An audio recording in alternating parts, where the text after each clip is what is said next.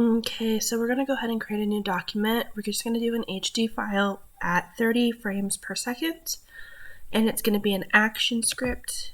There is an HTML5 canvas, but we're not going to be doing that. We're going to stick with action script today.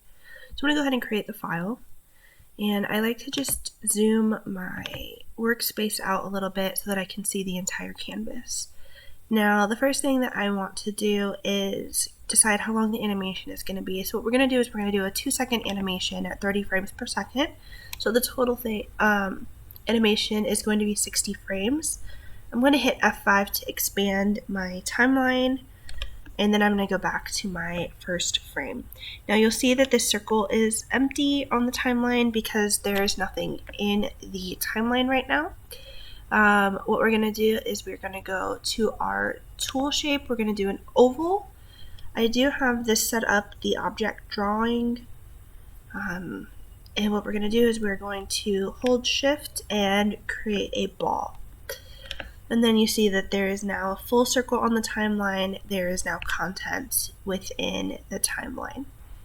So the first thing that we need to do is we are going to make sure that we select the entire item, and we are going to hit F8, which is how we create a symbol, and I'm going to name this ball blue. The reason that we want to name it ball and then the color is because if you have multiple of the items, this is going to group them all together, but then keep them separated by the color. Our registration should always be on the top left. That way we can just make sure that everything lines up once we start layering.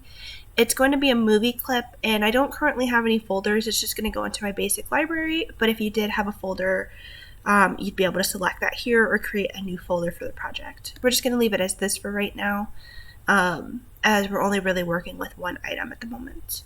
We're going to go ahead and hit OK, and now under our library we have this symbol. If we wanted another one, we could literally just drag and drop.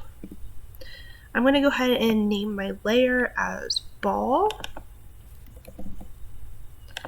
and we're going to go ahead and get started. So what we want is we want the ball to move left to right and back to left.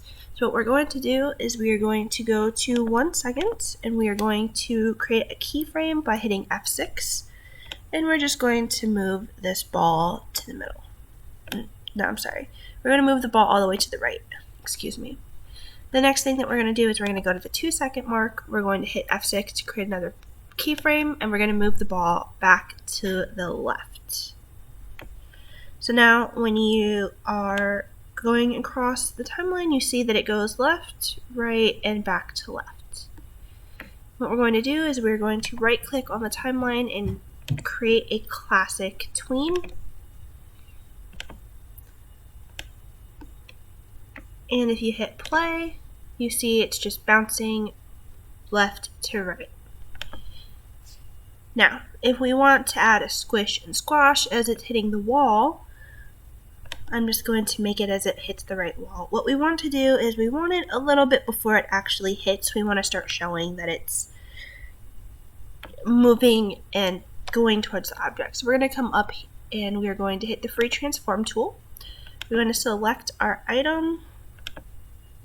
Well, first we're going to make a keyframe. So I would say about 3 to 4 seconds before it actually hits, we're going to hit F6. It will select the item, and we can start squishing it. And we can bring it out a little bit, generally to keep everything looking even. You want to have it in as much as you can. So like if you go in 1, you want to squish it out 1 as well. We're then going to go to where it's hitting the wall, and we're going to squish it and elongate it so that it looks like it is making impact. So you see it starts to go in, and then it hits. Bam! Now we want it to start going back out. So what we're going to do is we're going to come a few seconds in and add another keyframe. So F6, and we're just going to drop it back down.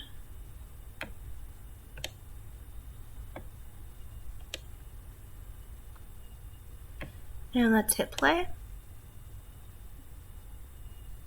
So if you wanted to add the squish and squash on the other end, you would just do the same type of thing, but this was just an overview so you have an idea of how to do a simple squish and squash.